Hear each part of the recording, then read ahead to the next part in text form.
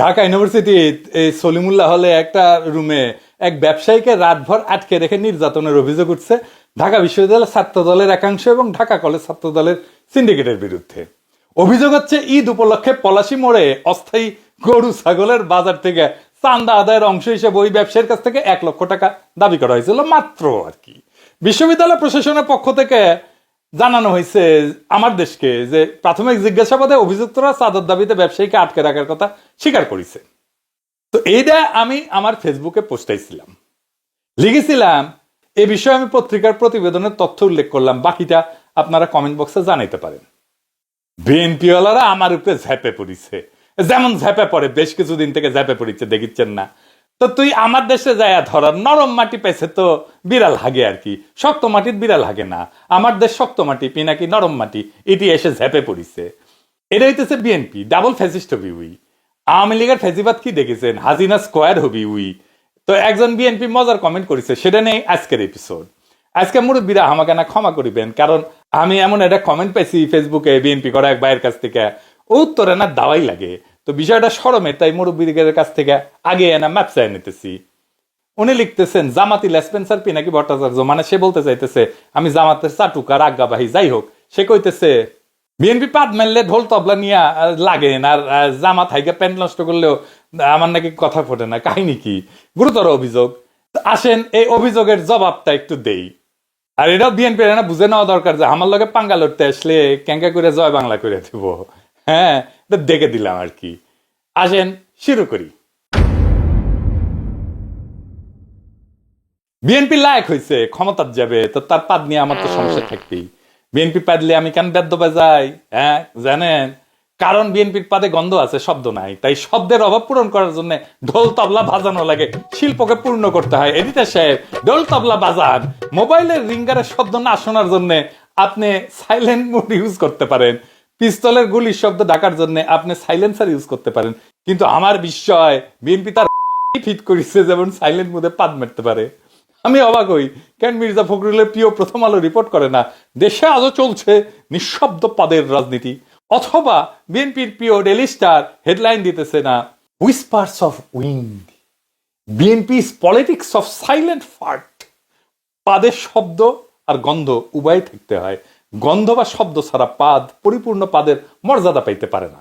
ধরেন পাদে যদি গন্ধ না থাকে, তাহলে তো আপনি গায়ে উঠবেন পাদে গন্ধ নেই, এ তো ভাবতেও পারি না।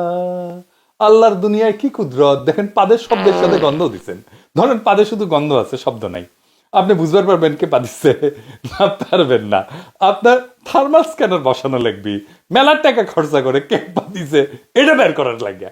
এই যে ইনকা কইরা বুঝছাও, কেউ পাদবে আর আপনি স্ক্রিনে দেখবেন কে পাদিছে।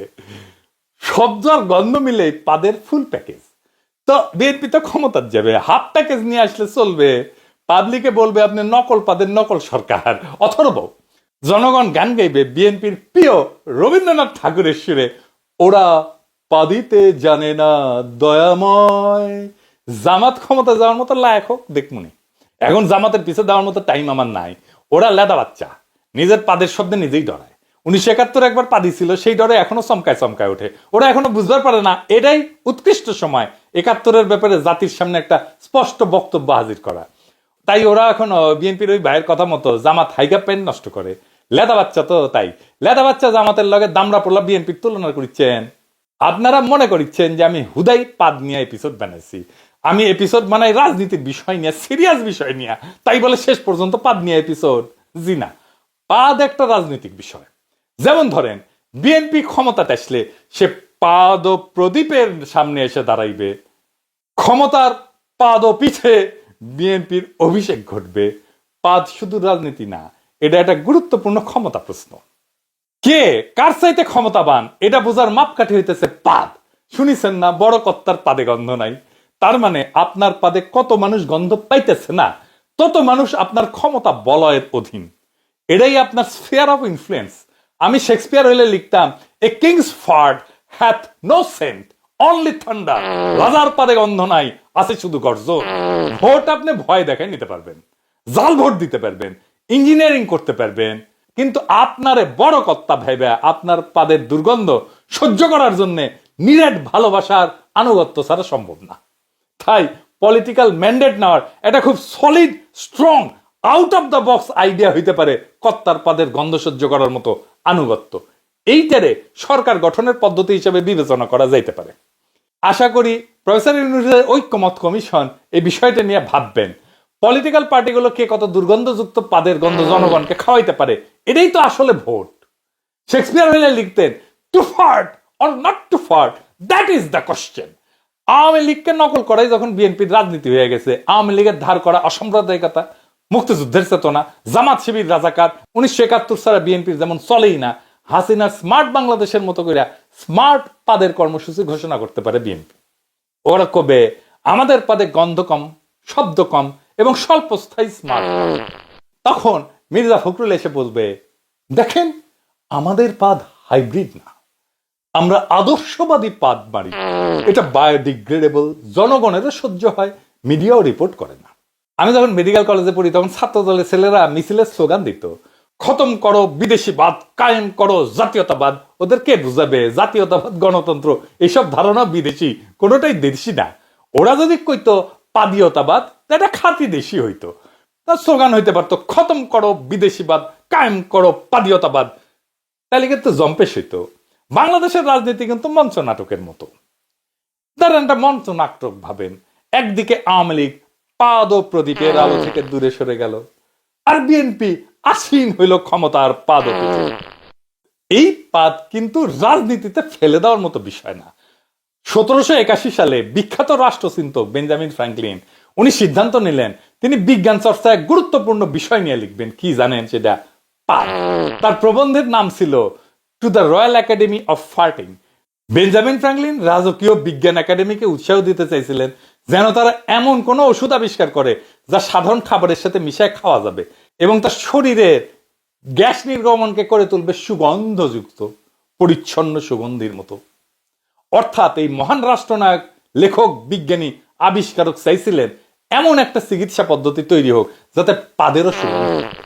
আহারে, বেঞ্জামিন ফ্র্যাঙ্কলিনের আশা আজও পূরণ হয়নি, তার স্বপ্ন এখনো পূরণ হয় নাই।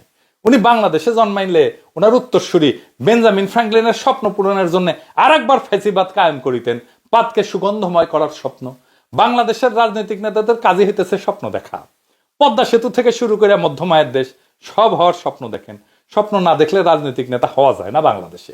ওনারা স্বপ্নের কথা বলেন কিন্তু মাঝে মাঝে ওনাদের স্বপ্ন দোষও হয়, হইলেও সেটা ওনারা চাইপে যান। যেমন পাদের গন্ধ এবং শব্দ চাইপে যাইতে চান, পারেন না। স্বপ্ন দেখবেন, স্বপ্ন তো সব সেটা তো হয় না। বেঞ্জামিন ফ্র্যাঙ্কলিন হুদাহুদি এমন পাদ নিয়ে গবেষণার কথা বলেন নাই। বিএনপি একটা অপারেশন চালাইছিল খালেদা জিয়ার আমলে, আর্মিরে দিয়া। নাম ছিল operation clean heart. BNP cross ফায়ারে মারছিল তার দলের লোকদেরই, কারণ তারা কন্ট্রোল করতে পারতেছিল না তার দলের গুন্ডাদেরকে। এই অপারেশন ক্লিন হার্ট যারা চালাইছিল তারাই হইয়া ওঠে র্যাব।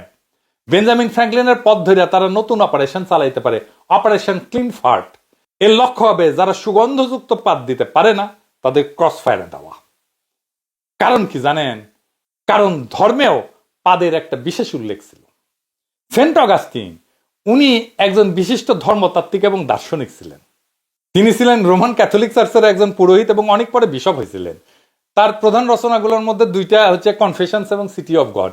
আমরা যখন ওই সংস্কৃতি বিকাশ কেন্দ্রে লিয়াকত ভাইরাটি ওই দর্শন পড়িছিলাম না, তখন উনি সিটি অফ গড পড়াইছিলেন আমাদেরকে। এখনো যারা পড়েন ওইখানে চিন্তার ইতিহাস, তারা নিশ্চয়ই সিটি অফ গড পড়েন।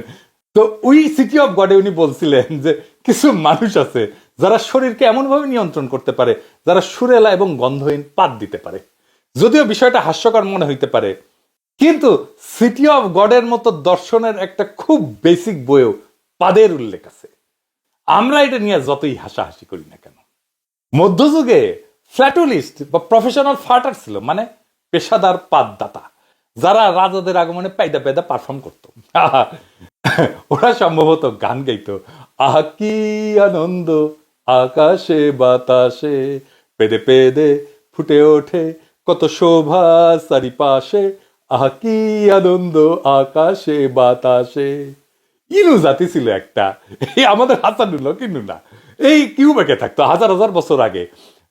ইনুদের একটা পাদের দেবতা ছিল, ম্যাটসিউ কাপেউ নাম। হঠাৎ কোনো পাদের শব্দ শুনলে সবাই বুঝতে পারতো সম্ভবত কিছু বার্তা এসছে, ঐশী বার্তা। কিছু পেশাদার ফাটোলজিস্ট ছিল যারা এই পাদের ভাষার ব্যাখ্যা করত।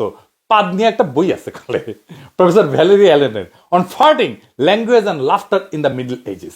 ওই বইয়ে দেখলাম যে 1300 থেকে 1400 শতাব্দীতে বাট ট্রাম্পের নামে একটা পারফরমেন্স ছিল, মানে দিয়া বাদ্য বাজানো।